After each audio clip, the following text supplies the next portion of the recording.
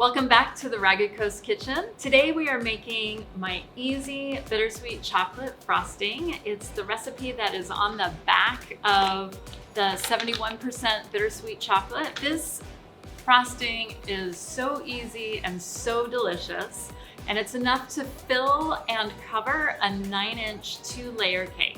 All right, let's get to it. Okay, we're starting with 12 ounces of bittersweet chocolate, 4 ounces of butter that I've cut up and put on top of the chocolate, and we've brought 2 cups of heavy cream to a boil. Now you want this heavy cream to boil because we're depending on all the heat from that cream to melt the chocolate and the butter. Okay, now that the cream has come to a boil, we're gonna pour it all at once, over the chocolate and the butter. And we're gonna allow this to sit for 1 full minute.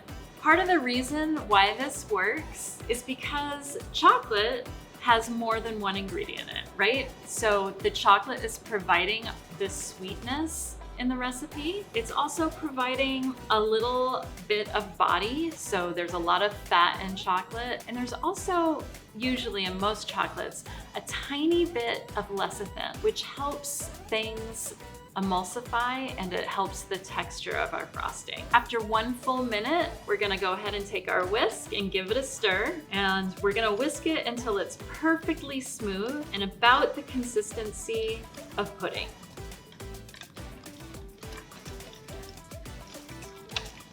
Okay, if you find that your frosting is looking a little bit like this, which is a tiny bit greasy and a little tiny bit separated, I have a fix for you. And I think part of the reason why this is happening is that I had my cream on the burner for a little while and it's evaporated a little bit, so I ended up adding less than the 2 full cups of cream. What I'm gonna do is I'm gonna add a little bit more cold cream. This will both bring down the temperature of the ganache, which I think will help, and also add a little bit more liquid into this recipe, which is gonna smooth that out a little bit. So we're just gonna start with a really small amount and whisk. I can already tell that's helping. I'm gonna do it again, really small amount.